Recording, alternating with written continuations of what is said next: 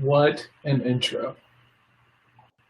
Aren't you just touched and amazed and kind of a little sick? Hold on 1 second. I got to change this to. Why am I speaking? Oh, that's why. 1 second. Let me plug in my headphones. Is he there? Yeah, can you hear me? There he is. Sorry, man.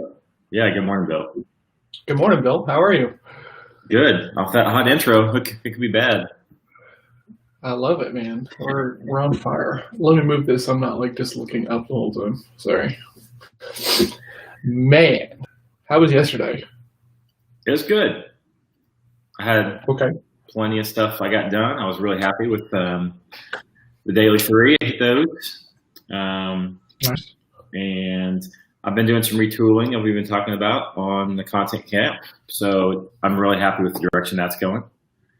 Nice. And let's see, I've got a few new people coming into the accountability group. So I'm always happy to get new people coming in to crush some goals with me.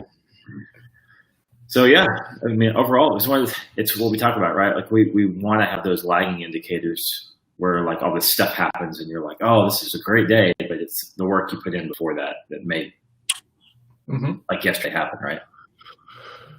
Yeah,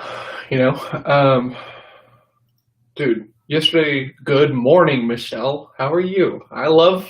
I just know that she's always going to be here, and it always makes me so happy. It just one of the bills. It warms the black mechanical thing that pumps the oil through my robot body. It's so nice. Yes, and it warms my real coronary artery. Exactly. Yeah. Let's see. So yesterday was good. I didn't get as much done as I was thinking. Had a really good role play call with this guy who hopped on the call ready to be the salesperson. Like he was like, I asked him the 10 questions, and I guess there was some misunderstanding about what was actually going to be happening on the call.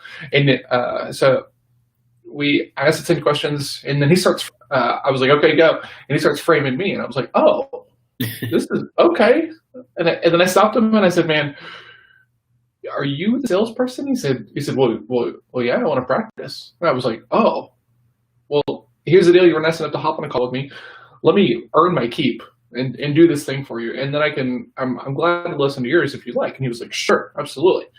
So we go through it, and he gives me a no, right, in this role play. Right. And I said, okay, because we're talking about budget, and one of his things was that he charged $2,500. And I said, okay, can we talk about the investment? He was like, yeah, I've seen stuff for about $300. I said, and I got to tell you, can't do it for that. Does that mean we're done? Well, no. Okay, awesome. So we've got some buckets, right? And I did this thing with him, and he's like, yeah, I don't think so. And I said, okay, so you're telling me that this doesn't work? And he says, yeah, because we were talking about a pain point about space and how he needed more revenue to fill the space. And he was like, I can't afford the space, so I can't afford this. I said, okay, sounds like you're telling me no. Is that fair? And he said, yeah. I said, okay, can I take my salesperson hat off? He said, yeah. I said, how do I tell you that you're looking at this wrong? And he said, what? I said, we're talking about a one-time creation of assets and some marketing for you. And I think you're holding that to a standard of you're going to be paying that each month. Do you think it makes sense to look at it like that? And he goes, well, what do you mean? I said, look, if your pricing is $500 per shot, if you don't think that this product would generate 5 additional conversations or 5 additional projects for you, you shouldn't buy it. Right. But I also don't think it makes sense to look at it as like this is going to be an ongoing monthly cost, because that's not what this is. Right. How'd you make the decision that paying for this one time was the same as paying for rent for 12 months? He's like, well, I haven't made that decision. And I said, what do you mean? And he was like, well, what does this thing do? And I was like, well, I'm not really sure it makes sense to keep talking about it. So we finished it, and he was like, dude, like after the no, you got me after the no. Yeah. And he had this moment of like, because like this guy is in video. He does video marketing for people and does like these really cool online business cards. And I was like, okay, cool. And but he was role playing as himself as the photographer, right? And his things. And he goes, dude, I was honestly role playing and making that up about myself, but like you made me think about 3 things that I've never ever thought about before. And I was like, That's really awesome, man. So great chat, super cool guy. He's up in Montreal, and I said, as soon as this is over, like I'm coming to Montreal because like it's on my bucket list. It's pretty. If all the borders are open and we're not dealing with all this stuff, it's not a terrible trip. And he was like, yes. And I want to come to Dallas. And I was like, I mean, I don't know why, but okay. Yeah, so really good call yesterday. Super excited about that. My friend Whitlock came and hung out last night, and dude, this guy, so good, so good, so good. I recorded the conversation, so I've got about an hour of me and him going deep as hell on sales stuff about pausing and structure, and I need to find some way of getting it out of my phone and into a thing where like other people can hear it, because the conversation was just so solid. So I was up way too late, didn't get enough sleep, but damn, like I had like 4 epiphanies during that conversation of just like next level stuff that this guy gets, man. He works in this really cool situation where it's like a brokerage firm, and he kind of like helps get people from like that stuck position of bringing in the forms to actually doing it. And he's getting to do some really cool projects on their team about these hybrid approaches. And man, dudes, I'm like, God, why do you live in Plano? Like, damn it, Yeah. It was so nice, and I'm still fired up about it, quite obviously. Right. Right. Well, it's because you'd be divorced, kicked out of your house because you'd spend so much time with him that Mel would be like, who are you married to? Or who's your partner? I was in a little bit of trouble last night when I came in the house, mostly because I missed bedtime. I thought there was an understanding that I was going to be away for bedtime, and we were just on the back porch, just kind of hanging out, and and so I missed bedtime and didn't see the text. So I'm in trouble a little bit. I didn't set good enough expectations, so it is 100% my fault. Yeah. But I was just overly excited and didn't communicate enough. So it's on me. Oh yeah, and you know how we do that. We get too excited about such. Oh yeah, geek out. Yes, dude. I mean, his idea of silence on a phone call. Like I wrote down 3 content ideas on my like content notepad or whatever. Just based upon the conversation that he and I were having, like yesterday. I mean, it was because like I don't like pausing on sales calls. I make myself do it, but it's always uncomfortable for me. And he's got this deal. He's like, look, pause means that they're being thoughtful in their reaction and their response to you, not just giving you the program answer. And when you jump in there and save them, you never give them the time to think for themselves. And I was like, yeah.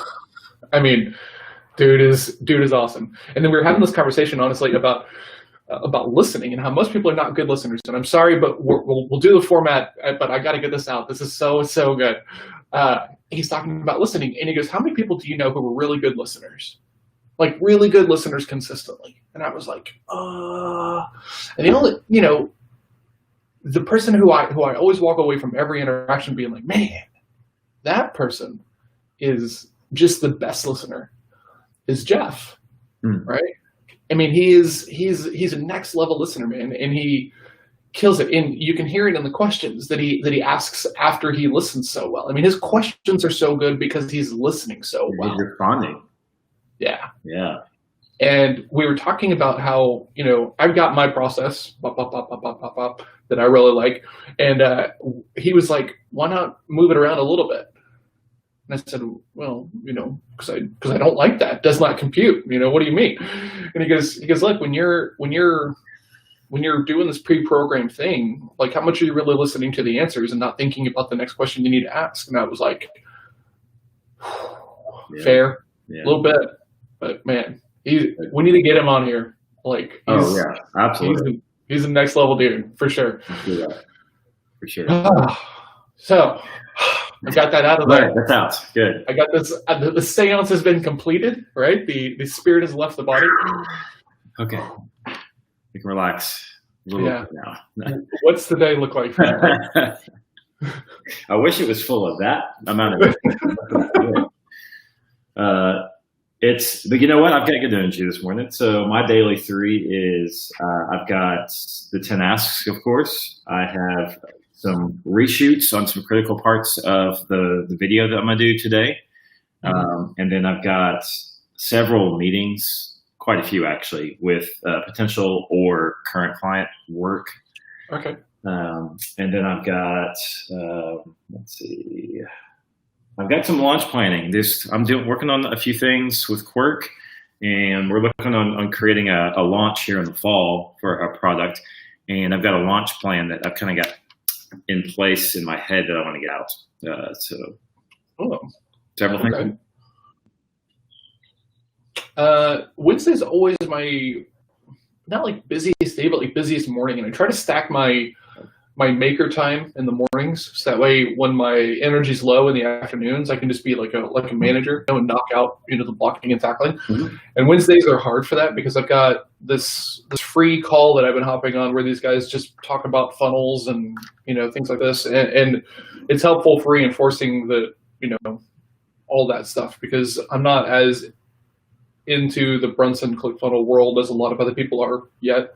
So yeah, so that's been interesting. I'm learning a lot. So that call happens, and then I have a call with my coach, right, who I've been working with for forever, and so like that takes me all the way up until like 11:30. Yeah. So it's like pretty consistent, and so it's not a bad thing, because I can kind of work on some stuff, and it's hard to do some of this stuff from home because it's just like all of this is right here, right? Especially my call with my coach is normally in person, so it's a group setting, and then I get caught up in something, and right. So that's the fight of just trying to stay focused on just like this all day long, because we got the giveaway done. We decided to adjust a little bit, because what we're going to do is we're going to do the giveaway for Small Mountain this week, and then we're going to we'll create a different a different giveaway for the throwdown next week, so that way there's ongoing shares, because they do this roundup each week. So I'm going to put it together and write it up, but like I'm not going to try to launch it this week. We'll launch it next week. I need to do my BIL, and I have some client work I need to get done a little bit. So and then today. So you got that block that's going to take you off, to basically noon. Yeah, a little bit. Yeah.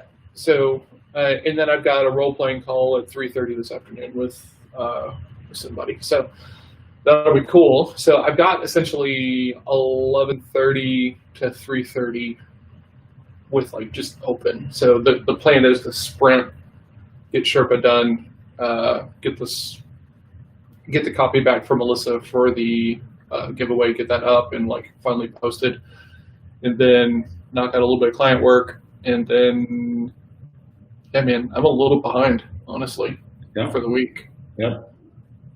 Well, it's okay, because you still got Wednesday, Thursday, Friday. So yeah, absolutely. Yeah, it's weird because like having these conversations with you is always making it it's putting it in front of me. Like, am I on pace or not? And sometimes on Wednesdays, right? This is what the third or fourth time on a Wednesday. I always feel behind on a Wednesday, but I always seem to like end up getting it done. So let's talk about that real quick. I think that's a good thing for us to kind of spotlight and move out on today. How important is pace?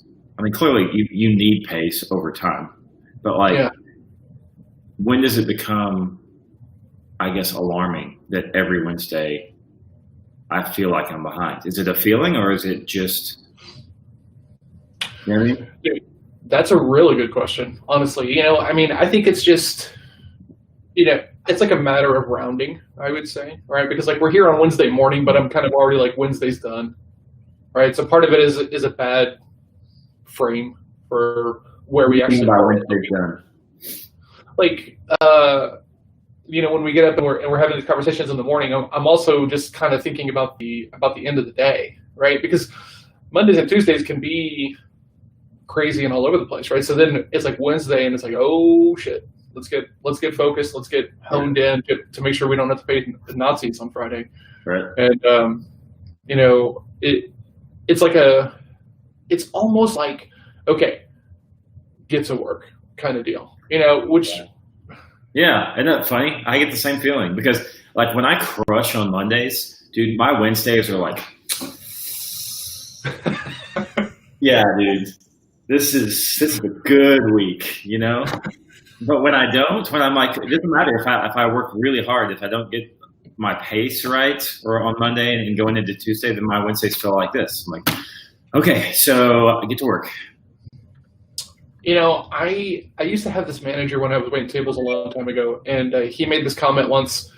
We're talking about how like early in the shift, most people were not doing very much, and I was one of those people because I'm like, everything is stocked, everything is good. Like, why? Like, don't invent work for us, right? That always bothered me about waiting tables. You're going to pay us like almost nothing, right? And then you're going to make us like GI party and clean because like nobody's here. Right. Like it's like it just seems nonsensical. Right. And so he goes, look, we're gonna be busy later on today, right? I said, yeah. And he goes, which one do you think is easier? Going from fourth gear to fifth gear, or going from first gear to fifth gear? Right. I said, well, obviously fourth gear to fifth gear. And he goes, I'm trying to get you into fourth gear. And I was like, oh, like that's not like a revolutionary concept. But like I remember being like, oh, damn, okay. Yeah. Well, it's like the Jocko or any of those military guys that are like, make your bed in the morning. You're like, what? Yeah. Like, I don't care. Every morning, make your bed because it gets your mindset started in the right place. And I do that. I've been doing it for years. So I don't do the bed making thing, but I do try to have like a cornerstone habit that I do first thing in the morning, which is drink a full cup of water. Right.